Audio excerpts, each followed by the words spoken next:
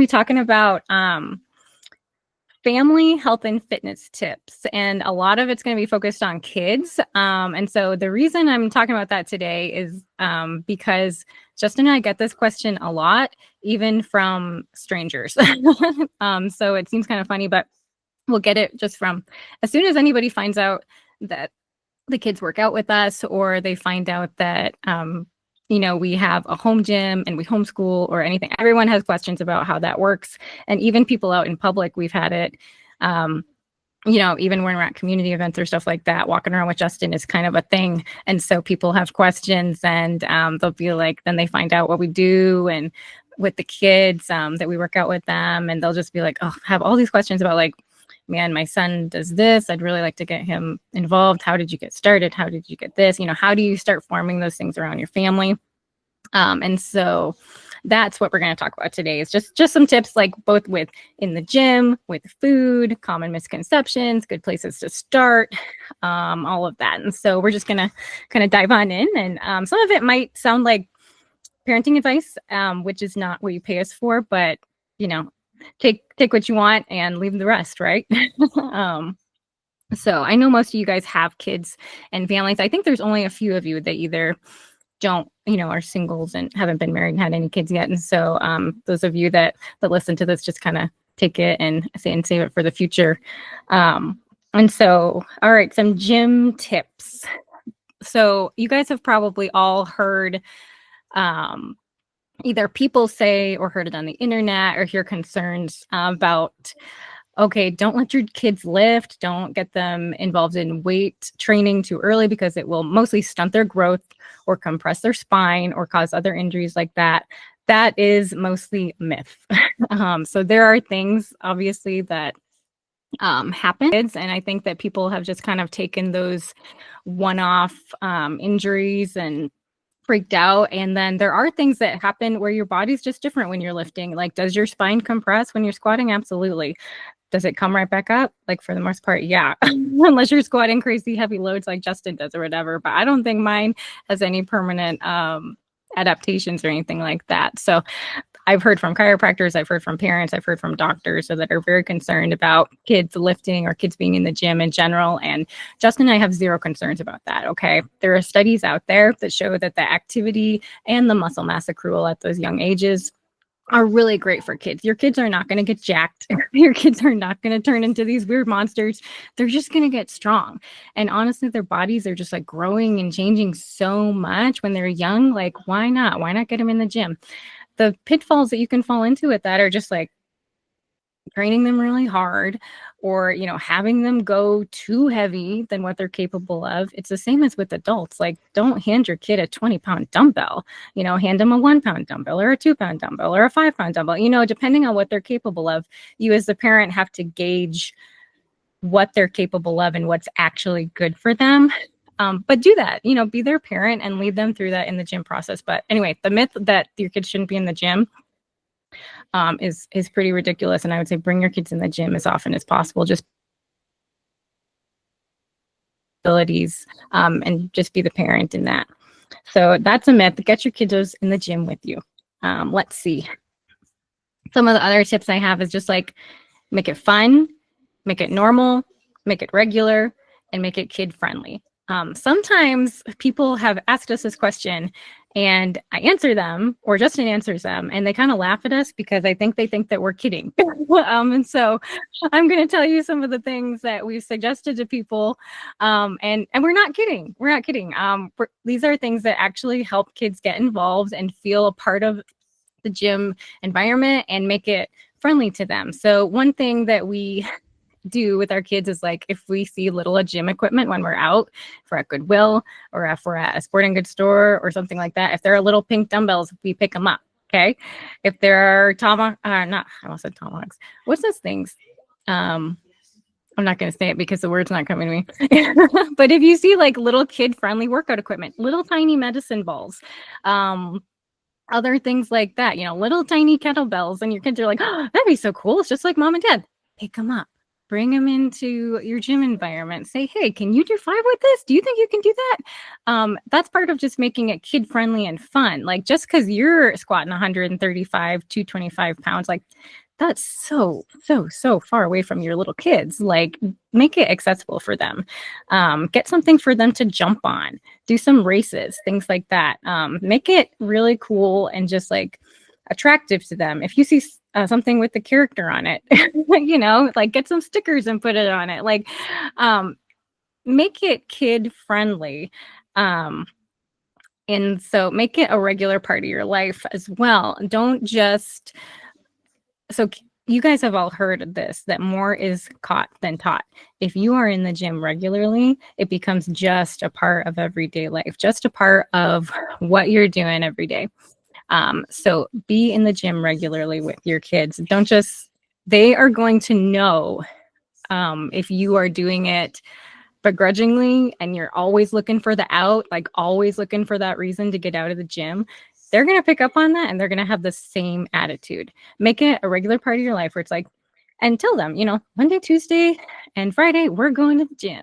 We're doing this. We're going to go for a walk. You know, make it a plan, make it a set thing. Kids love routine anyway, and they're going to see you're happy about it, you're excited about it, and then that is just going to breed more excitement and fun with them as well. So they are just going to mirror you in a lot of those things. And just making it normal. This is something I think parents can sometimes get like caught up on because we all have different thoughts around the gym. You know, whether we grew up with it or we didn't, or the only gym person we knew was that super jack guy we went to high school with and he was a meathead and we didn't get along with him. You know what I mean? Like, we all have these different associations. Or maybe your dad always went to the gym and he was just like never home to play board games with you, or, you know, you've got these weird associations. We just have like strange stuff in America around health and fitness. There's a whole lot of like confusing information out there. And so just make it a normal thing. Try to not give your kids those same hangups about working out, about going to the gym. Don't make it always about losing weight or always, you know, being this hardcore thing. Just like enjoy it. If you enjoy the routine of it, you enjoy having a capable body, enjoy the exercise, enjoy getting stronger, enjoy, like, tell them, like, I do this so I can take really good care of you guys for a really long time. I do this so that I can go down the slide with you and climb up on the play set with you for as long as possible. You know, I do this so that, you know, if I ever get really hurt, that I'll recover faster and I'll just be able to be with you guys as much as possible. Like, that's going to make them so happy. And those are such positive reasons for you to be going. So as far as teenagers in the gym, I know some of you guys have teenagers or maybe young adult kids. Depending on boy or girl, there seem to be kind of two pitfalls that we see with some of these teenage kids. It's like the boys tend to want to like go in and like ego lift, you know, like put as much weight on the bar as possible and see what I can do. Try and encourage them to, you know, let's start here and work our way up. Let's not try and put all the weight on the bar right at once. That is why moms get really afraid of their teenage boys being in the gym, because they go in with their older brother or their uncle or their friend and they're like, let's see how much we can put on. And then they get hurt, right? Because they're not adapted to lifting. Who knows what they had for breakfast that day? Who knows how late they stayed up? And they come home and they have an injury. And their mom's like, see, you lifted these weights and now you're hurt. And, you know, Mama Bear comes out and it makes this like aversion to the gym. Try and instill in your teenage boys, like, and this is such a great skill for life, right? Put your ego away. These are heavy weights. You are not that strong yet. But hey, you, especially as a teenage boy, can get incredibly strong if you want, right? And so try and encourage that in your teenage boys of like, hey, you want, and just like, try and be casual. You guys know how teenagers can be sometimes. Like, if they haven't grown up in the gym, if this is a new thing for your family, like, just try and be real casual about it. Like, hey, you want to come lift with me after school today? Hey, you want to Saturday morning? Let's go see what we can bench. Let's go see, what we can do here. Hey, do you just want to come out with me in the gym and we'll talk while I'm lifting? And then it becomes normal to them, like little baby steps with some of these kids. Especially with teenagers, because they're going to have an opinion, but if it's new and weird for them, they might be, afraid to share it and not quite know what to think. But the more you expose them to it in just a casual way of like, this is what our family's doing, that's going to help a lot. Just open up that conversation. The pitfall that girls tend to fall into is they're really like mousy about it. And this is adult women too. Like, so that's what I would encourage them you to even tell them is like, hey, adult women are afraid of the barbell. Adult women are a little intimidated by the gym. Like, this is okay. This is totally normal. Like, but if you want to see what you can do, like, let's just go see, like, give it a try and just let me know if you like it. And maybe let me know like what you don't like. Like maybe you hate the barbell, but maybe you really like the dumbbells. Maybe you really like the leg press, but you hate that machine over there. Like maybe you really like running and doing this one other machine, but you really hate squats. Like go with what they like. Okay. Don't push like a certain thing on them right away, especially if it's new to your family. Like, just go with what they like, especially if it's a teenage girl. Like, what a blessing for them to be able to find something they love in health and fitness and not be pushed right away in any certain direction.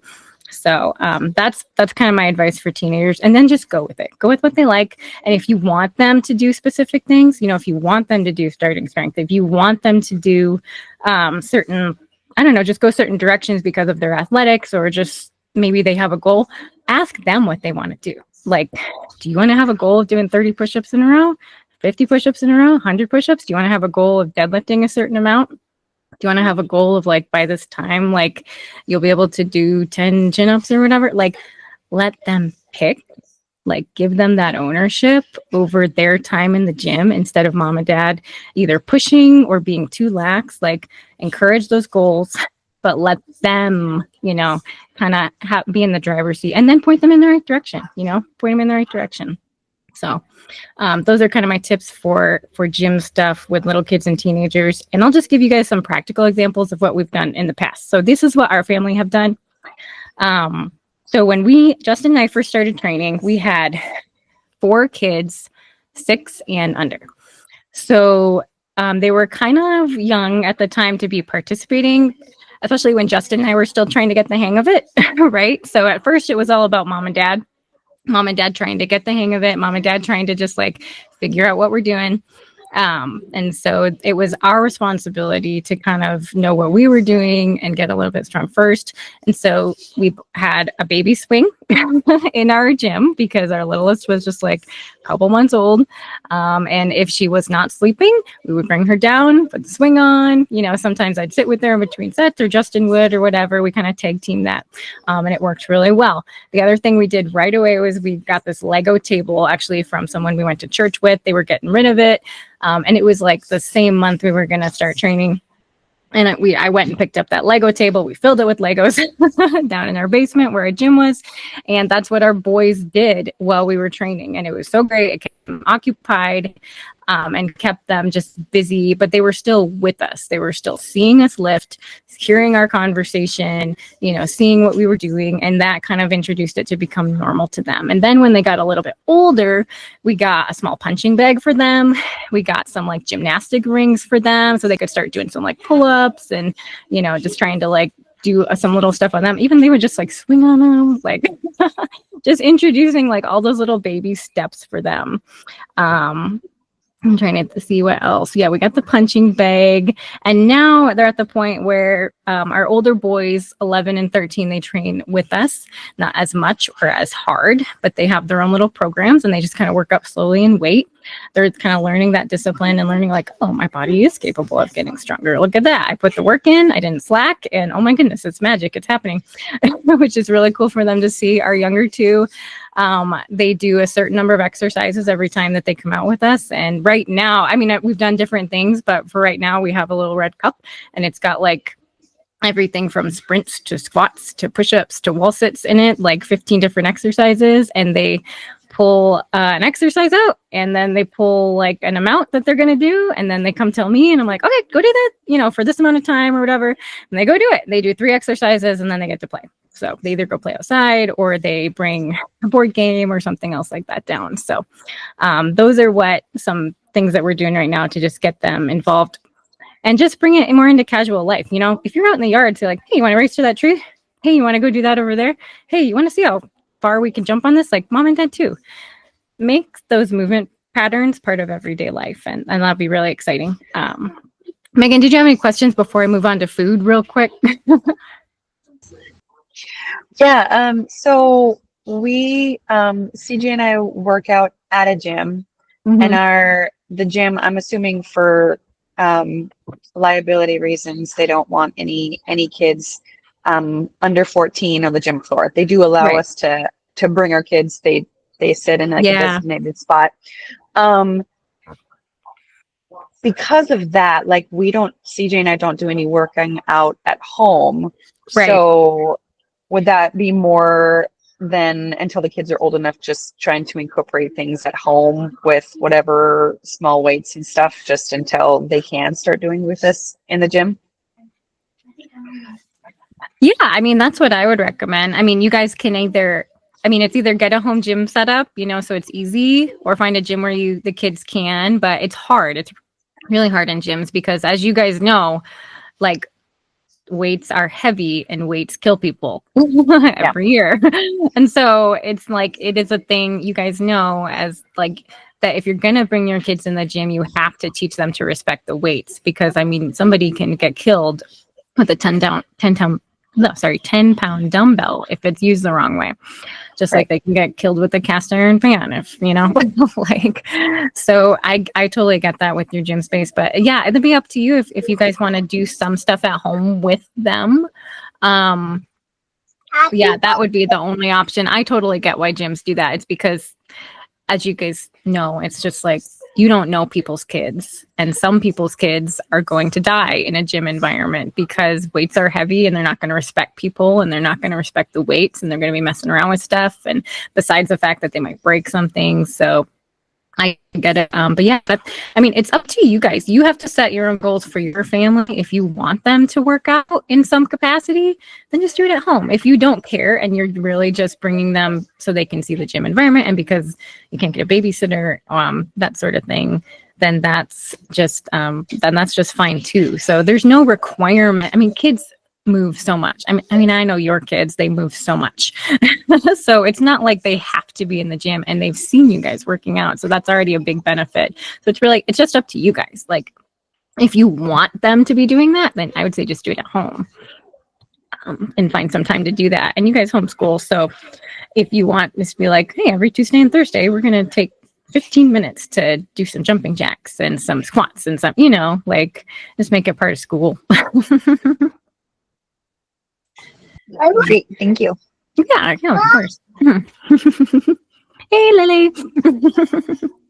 Okay, I'm gonna move on to food and try and breeze through it real quick. I know it can be kind of long-winded, so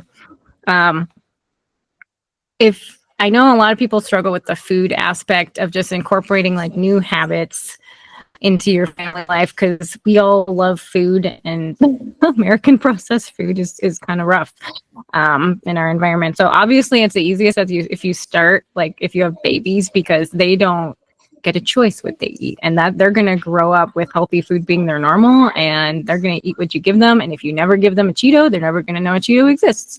And so that makes it super easy.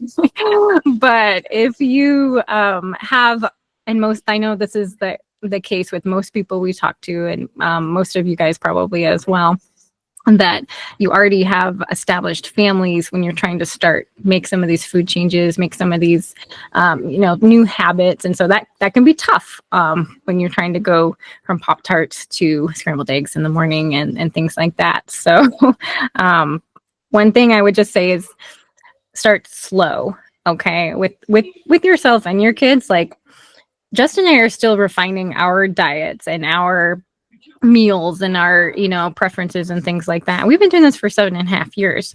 So pick a meal and start there, like, or set a protein goal for yourself or something like that. And with your kids, they're going to see that and they're going to say like, hey, mom's having barbecue chicken for lunch. I would really like some barbecue chicken.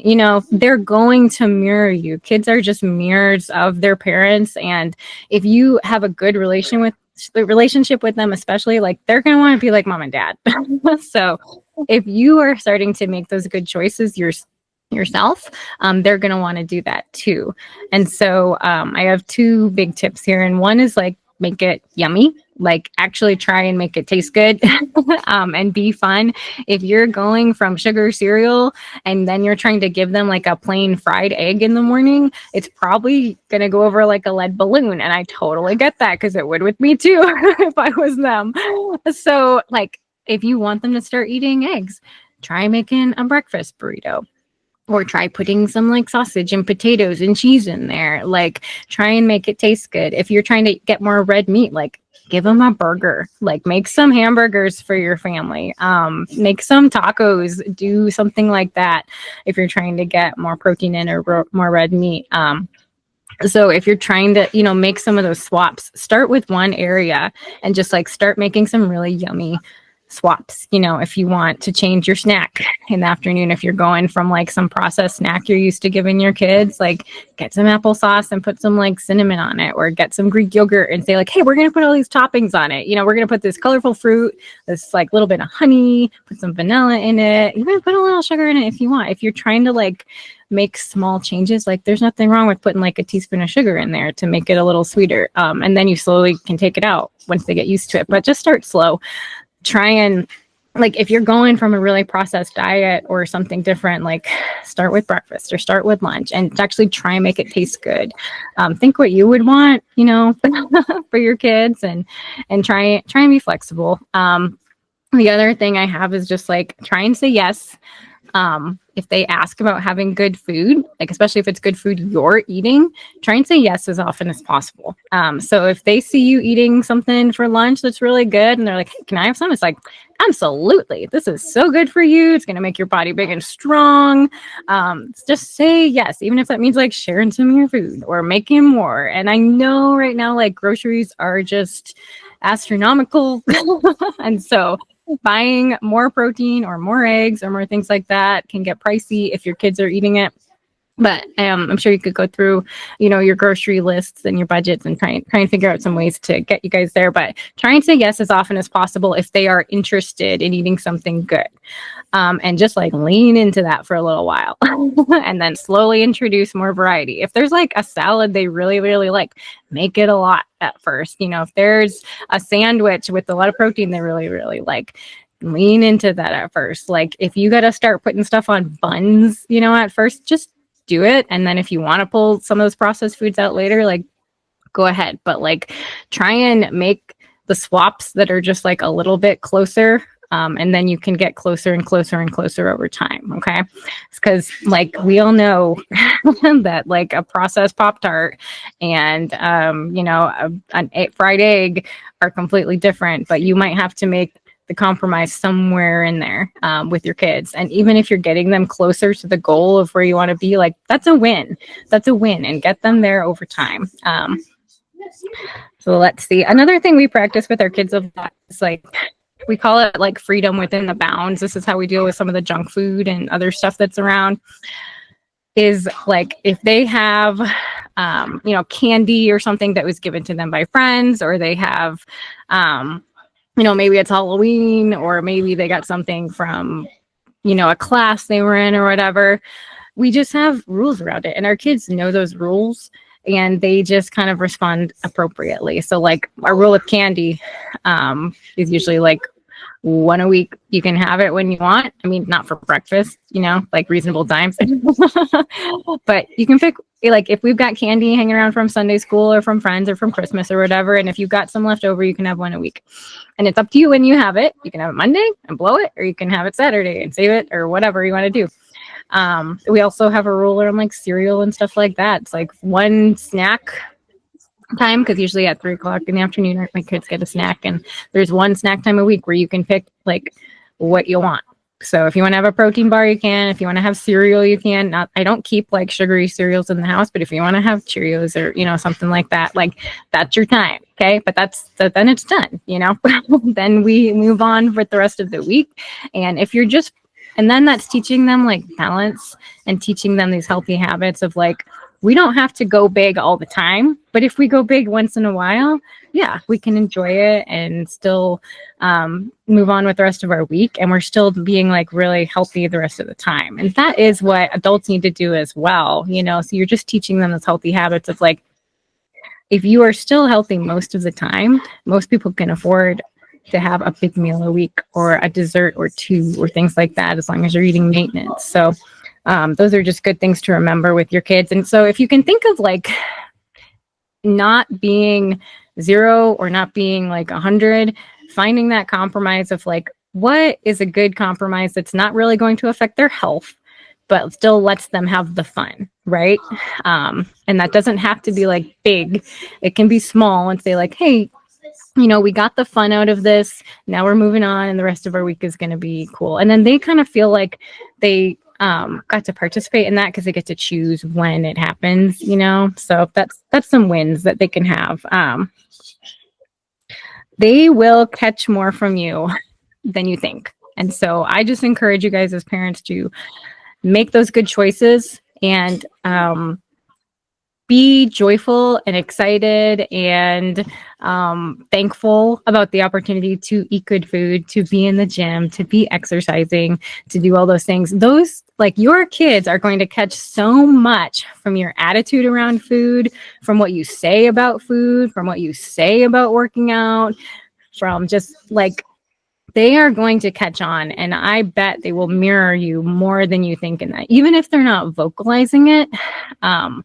I bet that they will. And so I just encourage you guys to set the example and then be around your kids, like live with your kids and be the good example. So if you do nothing else, like just work on yourself and hang out with your kids, and they're going to catch on to a lot more than you think. So that's pretty much all I have. Like, there's so much more you could talk about as far as specifics, but I mean, you guys all know your own families, you know your own kids, you know where you're at, you're all at different places, like, and you know where you want your family to go. And so I would just encourage you guys to like set that vision, talk with your spouses and say like, hey, how can we just start? You know, what's something that we can do to just like be a little better at? And then you get a little better and a little better and a little better and a little better, right? So kids, I'm really passionate about this because I think like I see it in my own kids of like, they're getting this gift of not having hangups around like food in the gym. That's what I really want to give them, is so that they can think about it objectively and even positively. And they get to take that perspective with them for life, even if they're not like, I don't expect them to be coaches or even competitors or anything like that. But I want them to at least be able to think about it objectively and communicate about it effectively, and then be able to influence their own families and their own friends for that and for good. So yeah. Did you have any other questions, Megan? I'm kind of wrapping it up here. I was curious if you keep track of like your kids' protein intake, like specifically like grams or anything. Because I know that like we track that for ourselves. Right. I was just curious about kids. Yeah. I do not. I don't keep track of the grams for the kids. We just mostly try and eat, protein at every meal, and we make sure they're getting protein at every meal. And so, yeah, I don't track. I don't think I've ever tracked. I mean, I've been tracking for so long, like I know what's in stuff, so I could take a very educated guess on it. But yeah, we don't make sure they're getting any certain amount. And part of that is like, it ebbs and flows so much as for kids. Like, I just want them to, like, I know if I'm giving them a food that's rich in protein, as long as they're eating it, especially for their small sizes, they're probably getting a good amount. You know, like my daughter is like, I think she just cracked 40 pounds or something, so it's like, I'm pretty confident she's getting at least 30 grams a day, 40 grams a day, which is like more than enough for her body to grow and put on muscle and everything for her size. And usually that kind of scales well with age, like they'll just start eating more. And so we just try and make sure our meals are, focused around protein and good macros. And as long as our kids are eating, usually their appetite scales pretty well with that. Like our oldest, our 13-year-old right now, I'm sure he's getting like more protein than I am because he's eating like a horse, but he weighs like 30, 40 pounds less than I do. So, but his body also needs it, because he's growing like crazy. And so we mostly just try and make good food choices. And then kind of let their appetites dictate that. Like if they were, if we were eating like all carbs and stuff all the time, and if I was new to it, I might, but I know that their breakfast, lunch, and dinner is protein centric. And so if they're eating according to their appetite, for the most part, they're getting what they need. If I had a kid who hated protein and it was really, really tough, like to get them to eat it, I would probably track it just to make sure they were getting a minimum, at least at first, just because I know some kids just really, really struggle with that. So that's what I would do. But my kids don't, they don't. But if I did have a kid like that, I might track it at first just to make sure like they were getting a minimum level. So yeah, that's my thoughts. But